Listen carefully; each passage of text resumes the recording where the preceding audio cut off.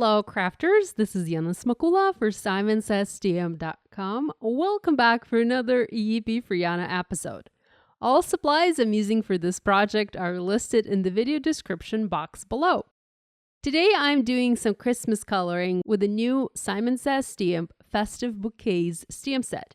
Now this is a gorgeous floral stamp set with 2 large floral clusters and some beautiful sentiments. I started to work on my card by stamping the larger floral cluster in Memento TUXEDO black ink. This ink is alcohol marker friendly, and I will be coloring my image with Copic markers, and these are alcohol markers. I'm doing my stamping on the Neenah Solar White 80-pound cardstock, and I'm using my larger MISTI for this. I replaced the black foam pad inside my MISTI with the grip mat from Waffle flower, and this is the first time I'm using the grip mat, so I'm just testing it out in my larger MISTI. I do have the grip mat inside my smaller MISTI, inside my mini MISTI, and I love it. And I thought it was time to use the larger mat in the larger MISTI. Now that I have my image stamped, it's time to do some coloring. I decided I wanted to do some flick style coloring to really have detail on my petals. At first, I opted to use 4 colors of markers, 4 shades of red, but I later removed one of the colors. I didn't use the R24. So I only used 3 colors. I started with the R39, then used the R27, and finally used the R22. Now with the flick style coloring, basically you add flicks of color onto your paper. So you do not saturate your paper with ink like you would when you do the normal type of coloring that you do with Copics. With the flick style coloring, you are basically just flicking the color onto the paper. I'm sorry you can't really see much of the flicking movement. You can't really see a lot of what I'm doing here because my hand is blocking the tip of the marker, but I am holding my marker at the very tip and I'm basically adding flicks onto my petals. I'm adding flicks from both the base of the petal and from the tip of the petal because I want just the center of the petal to remain lighter. So I've added my darker flicks, my darker color. I'm now coming in with my medium color, the R27, and once again, I'm flicking that color onto my petal, and now I'm coming in a bit further into the center of the petal, and then I'm using my lightest color, the R22, to fill that petal in. I do want to have a bit of white left on my image. I don't want to color the entire petal. I want there to be a highlight, and by leaving a little bit of white here, by not adding color to the entire petal, I'm creating that beautiful natural highlight. So go ahead and use this technique to apply color to all of the petals. Here I've zoomed in quite a bit to show you real time how I'm doing my coloring. As you can see, I'm holding my marker and I'm carefully adding flicks of color. I'm using the stamped lines as a guide to tell me where my flicks need to go, where my darkest color needs to go. The darkest color indicates the shadows on the petal, and then I fill in the rest of the space with the medium red and then with a lighter red to color my petal.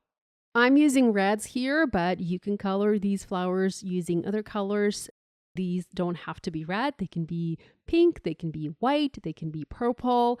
Just color away.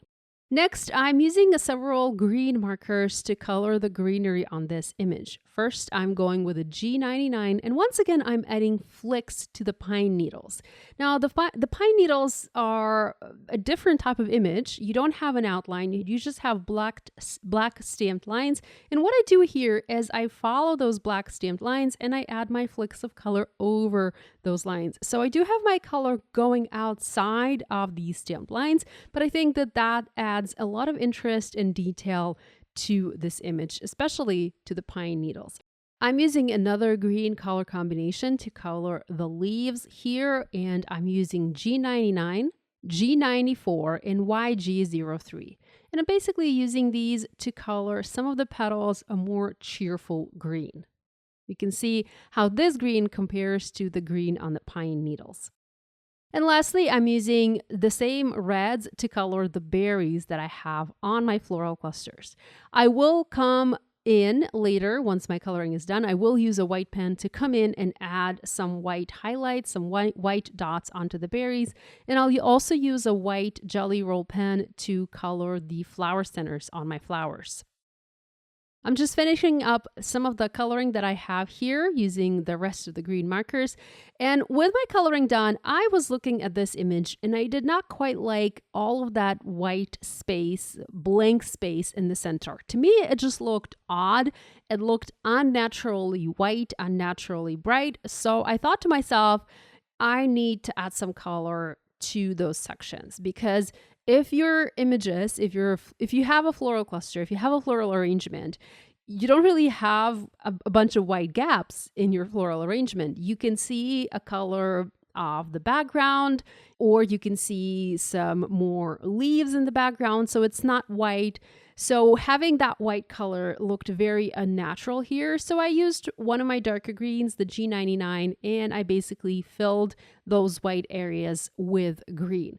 At first, I did a solid layer of color, but then I decided that instead of doing that, I kind of need to go a little bit more organic and just flick some green color onto those sections, just so that I have some darker and some lighter areas, some highlights and some shadows. And I feel like that worked a lot better than just adding a solid layer of color. So even though I don't have an image there, I don't have anything in particular stamped in that section, I just added some flicks, and that helped finish this image. Now let's go back to the flower centers. On some of the larger flowers, I was able to skip coloring over the flower centers, over the stamens, but on the smaller flowers, I wasn't able to do that, and I actually colored those red. So I used my white jelly roll pen and I colored those white. You can use your jelly roll pen to color over an image. The pen is opaque and it will color over a marker or over, ink blending or colored cardstock. So I love using this pen to add in flower centers to my card or to add some nice details. At first, I thought about using a yellow marker, and I did use a bright yellow for my stash, but I didn't quite like that. So even though I used the yellow marker, I then went back with my white pen and I recolored those yellow flower centers. Now this stamp set has a coordinating die available, and that makes all the difference. Here I used my coordinating die to cut this floral cluster out, and oh goodness guys, look how beautiful this is. I mean, it's gorgeous. You put it on a card and your card is done. You don't really need much else or anything else to add to it to make a beautiful project. I thought about creating a background. I thought about what supplies I could use to make a background for my card, and I came across these color blends papers from Simon Says Stamp. Now, these have been around for quite some time, but honestly, I've never really used them before, and I felt like this was the time to give them a try. So here I have one of the new packs from Simon Says Stamp, and I'm just testing different backgrounds to decide which of these blended backgrounds would work better. I really like that green one. It worked well with the greenery on my background. I also like the other green one quite a lot, but you'll see that I settled on the teal one in the end. Now the color blend paper is glossy. It is very beautiful. It has that beautiful ombre blend. So you have a little bit of the darker color on one end and lighter color on the other end. And it just looks beautiful. It looks like an ink blended piece of paper, but something that's ink blended perfectly, flawlessly. And it's done. It's there. It's ready for you to go. It's ready for you to use. You can use it as a background. You can die cut it. I'm sure you can do other things with it, and you'll see me doing some experiments on this paper in just a second. So I thought about a sentiment for this card. At first, I wanted to use a sentiment that is included in this stamp set, but I kind of wanted to do something different. So I decided to try foiling on this paper. Foiling usually works fabulously well on glossy cardstock, so I knew that foiling a sentiment here would work perfectly well. In fact, sometimes foiling works so well on glossy paper that you can even get quite a bit of overfoiling because of how well the glossy paper grabs onto the foil. Here I'm using a Glimmer hot foil sentiment set. This is from my Christmas collection with Spellbinders. and this is called a Merry Little Christmas Sentiment. And I'm just using one of these simpler sentiments here. It reads, "Sending you the very best wishes for a joyful holiday season." Now, at first, I thought about using matte black or opaque black foil to foil the sentiment. Since I do have my image stamped in black ink, I kind of felt like doing the sentiment in black would be a good idea. But I later changed my mind and I decided it was time to use a little bit of gold. I don't have gold happening on this card. Nothing else is stamped or done in gold, but I kind of felt like using gold foil was a better option than using black. After all, black is not the most festive color, and this is a festive card. It's a Christmas card, so of course I wanted to add a little bit of additional festiveness to this project. I used the gold foil, and I also used my hinge method to attach the Glimmer hot foil sentiment onto my background. I used the Spellbinders Best Ever Craft tape, but you can use any other low-tack tape that you have in your stash. I did remove some of the tack from that tape by sticking it onto my hand a few times.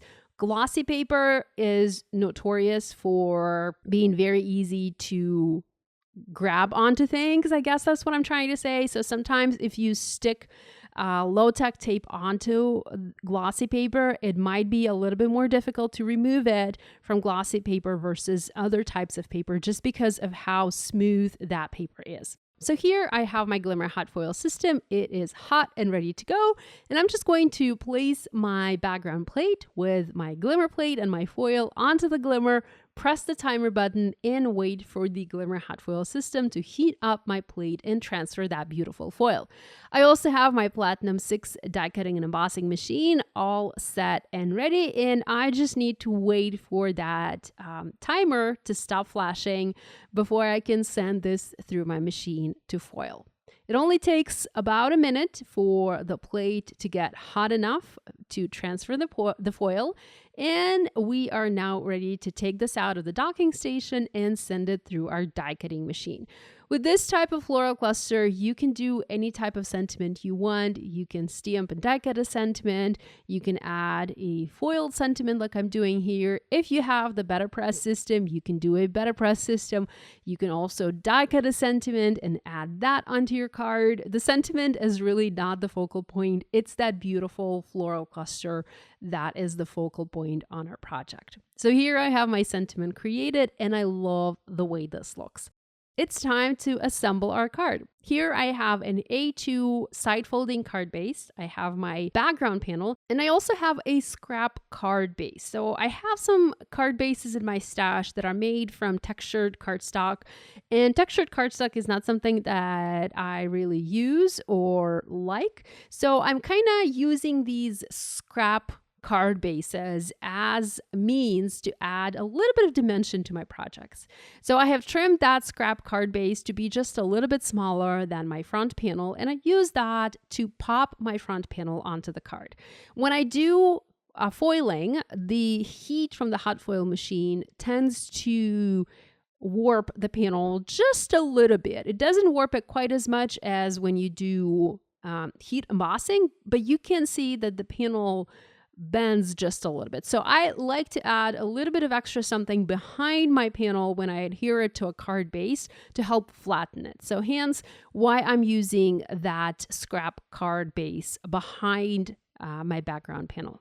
Now it's time to adhere our colored cluster, and here I'm using foam adhesive squares. I'm just adding a bunch from the back of my colored cluster, and I'm going to adhere that in the center of my background. At first, I thought about placing it to the right or to the left. I kind of felt like that was a nice design, nice placement for this card, but I didn't want to crop this image. You know, this image is so beautiful. It is such a fantastic focal point. I really did not want to cut it in half.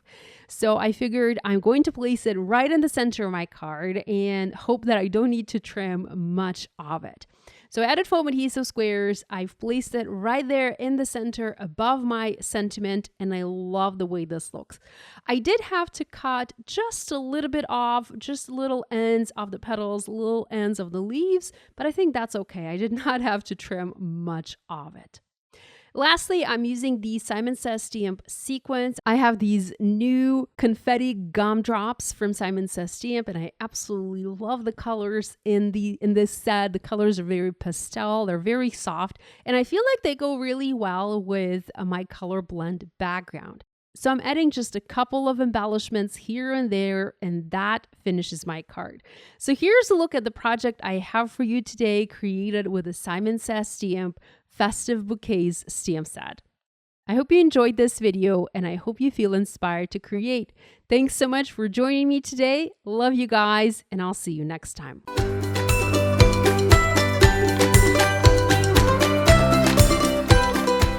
Hi there, I'm Heidi, Simon's mama and founder at SimonsSaysStamp.com. Thank you so much for watching our video. If you like what you just saw, be sure to press the thumbs up and subscribe to see more great content.